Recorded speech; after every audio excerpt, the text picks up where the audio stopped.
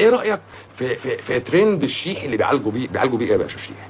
انا اعرف ان الشيح ده عالج بيه الابراص، يعني احط شيح للابراص. كنت اسمع زمان جدتك تقول لك ادخل شويه شيح واشربوهم عشان لو بيطلع خراريج. هو وظيفه الشيح ايه؟ هو بيستخدمه كمنظف مطهر للمعده والامعاء. اتعامل مع المعده والامعاء على انها انبوبه صرف صحي عادي جدا، بدل ما يدخل فيها عصايه بفرشه ويحكها كده. بيديك شيح ويديك ملح انجليزي بيغسل which is منهج يعني سطحي قوي. لكن عايز يقول لك بقى ان الشيح كماده فعاله ستقتل خلايا السرطان. ولقوا ان لما بيحطوا الشيح، بص العبط، انا عايز اقول العبط في ابهى صوره، كريم اشواجندا بقى والناس الحلوه اللي شبهه. ما هو ده ناقلين من حد بره عبيط تاني. هو ما تفتكرش ان العبط ده ابداع حتى لحظي. حتى العبط مستورد. يعني يا ريت العبيط بيقول العبط من جواه فبيبقى عبيط، لا هو مستورد العبط ومقتنع بيه. فيقول لك ايه؟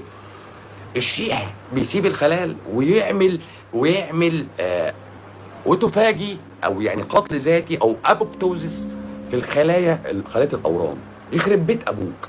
طب انا هدخل الشيح ازاي؟ يعني يا باشا انت عملت دي في تيست تيوب او في اجار، يعني جبت دلوقتي ورقه فيها نسيج سرطاني ده حسب كلامك ونسيج عادي، حطيت الشيح هنا وحطيت الشيح هنا. الشيح اللي هنا كل ده بالشكل كده كلها او يعني موتها يعني، تمام؟ هتعمل الحركه دي ازاي في بطنك؟ يقول لك هشربه.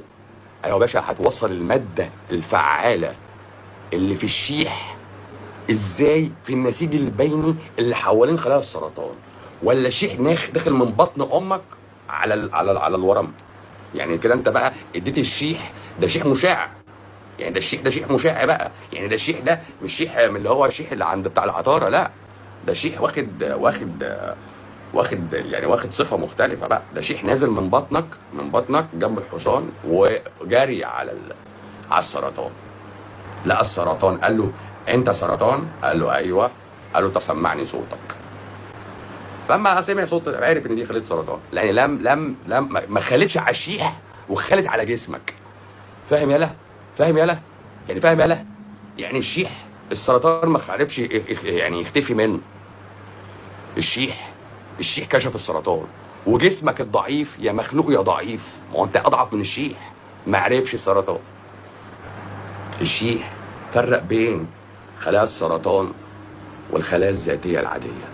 بص واحد بيقول لك السجاير حرام شرعا، دي غلط برضه. انا